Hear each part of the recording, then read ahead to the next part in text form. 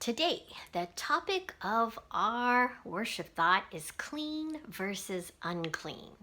And we're going to start by just a reminder of how to wash your hands.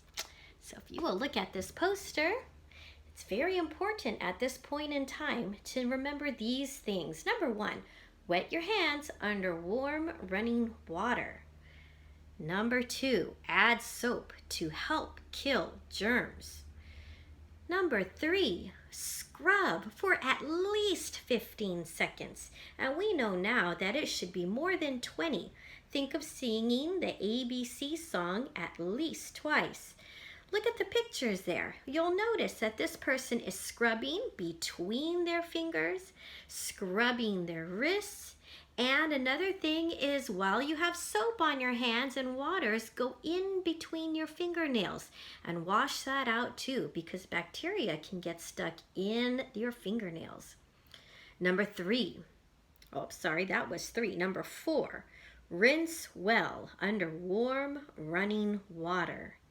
And number five, dry your hands with a clean towel or paper towel.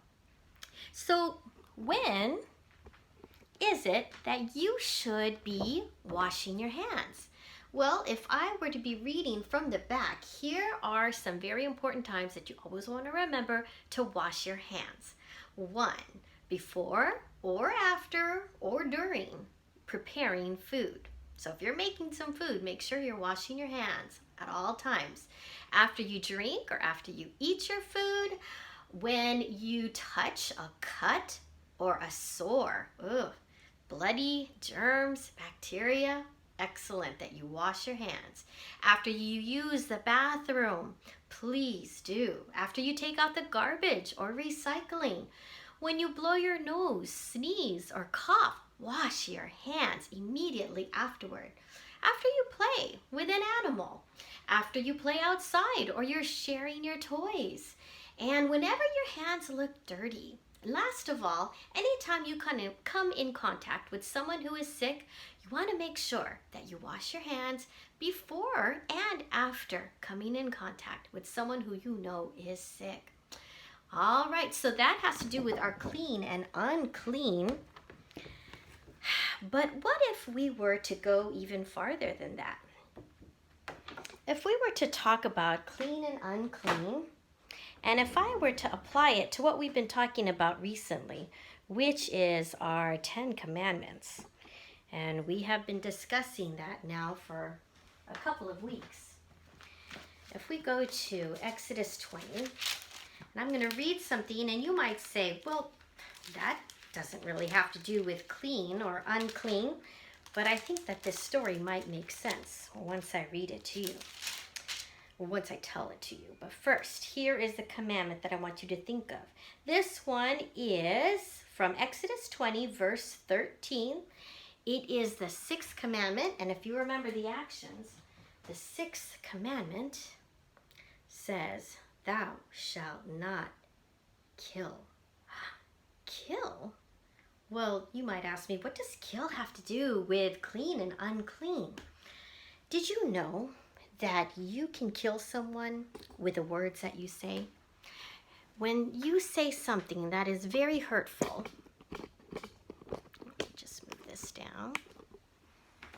When you say something that's really hurtful to somebody, it can kill their spirit. It can kill their heart, and it can affect them for life. I can think of a story where once, when I was very small, my sister was a bit older than me, we were fighting. We fought all the time. We did not get along. She was a bit older than me, and we just clashed all the time. So one day we were fighting. I don't even remember what it was about, but she said something that really affected me, and I didn't forget it. She said, "That's why nobody likes you."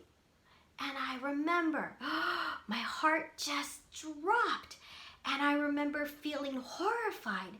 I remember screaming and crying and saying, "That's not true, that's not true." But you know what? It actually was true.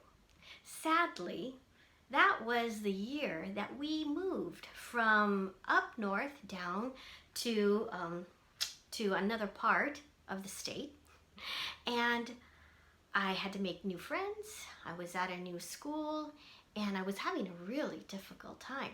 I had gone from a school that had only 3 kids in the 3rd grade to all of a sudden there was more than 40 kids in the 3rd grade. It took 2 classrooms to fill it up. And I just couldn't find my place in the classroom. I felt like I didn't belong. And it hurt because I played by myself at recess time. And I didn't know why it was happening like that. It just was. And sometimes there's not really great reason why that happens. I do know, as I got to know myself better, that I was a bit spunky, and sometimes I would say things that I shouldn't say, and I probably hurt people's feelings, and that might have been, most likely, some of the reasons of why I was having difficulty making friends when I came to this new school. But at that time, when my sister said that, it hurt so bad. And it didn't help that she was super popular in her class. Making friends was not a problem for her, and she was constantly surrounded. So she didn't know how I felt. She probably had no idea of what I was going through in my class. But those words stuck with me for a really long time. They killed my spirit. It killed how I felt about myself. And I remember feeling very uncertain and unsure about who I was and if I was even someone that somebody would want to play with. Your words can have that same kind of impact on somebody. You're not really killing them like the Bible is saying, but sometimes the Bible has multiple meanings, and I believe that hurting someone's heart and affecting them for life can have that same feeling. Now, just so you know, my sister and I are really good friends now, because when we grew up, that wasn't a problem anymore. That was one of those things that when you're young, you have to get through, and it takes a long time sometimes. But on the other end, you end up having a really great friend for the rest of your life. I want you to know that so that you don't think that sometimes problems are permanent. All right, so clean versus unclean. How does this work then for an illustration? So I thought of something that would work. Hold on, let's go do it right now.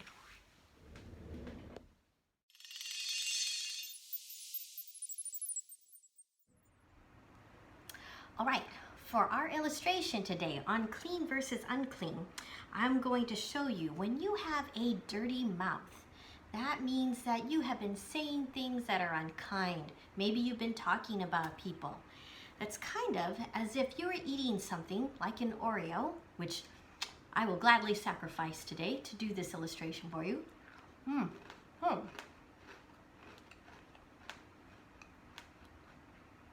Eating this Oreo, at first, it can be kind of fun doing this, like it is when gossiping or talking about a friend, saying unkind things. But those really aren't good things. And they kind of settle in our hearts, settle in our minds.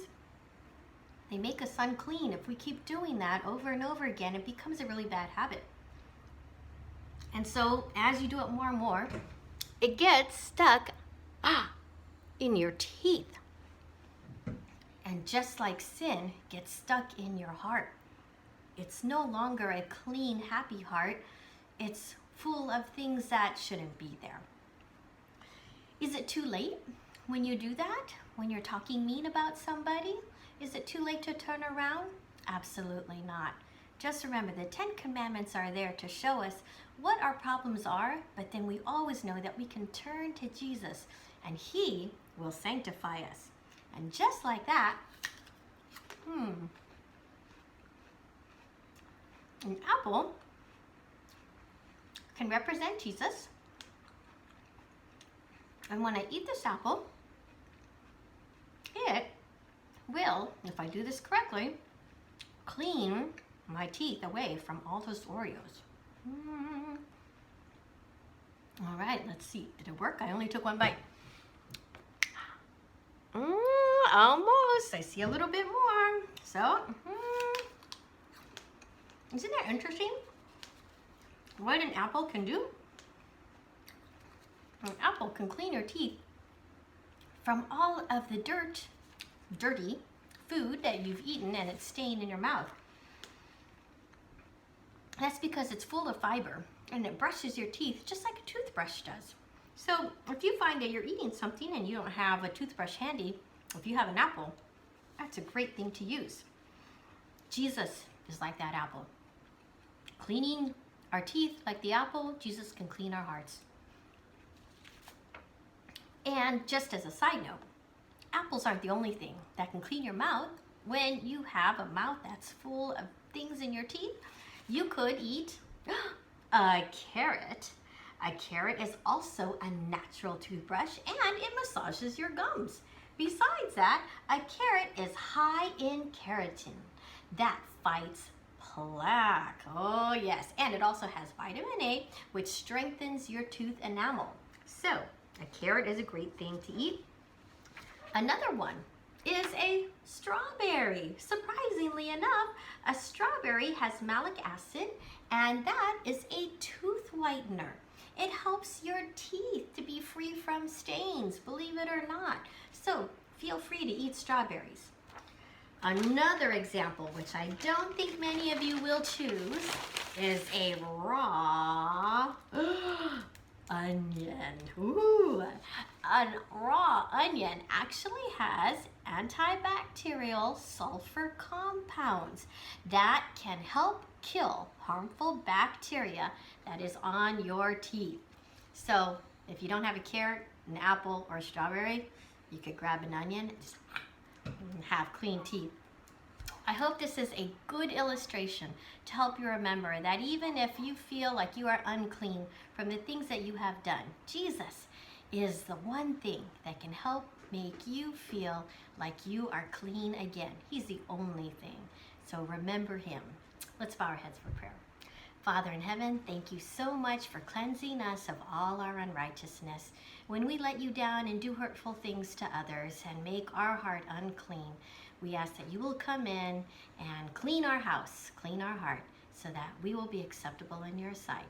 Thank you for hearing and answering our prayer. Amen. Goodbye.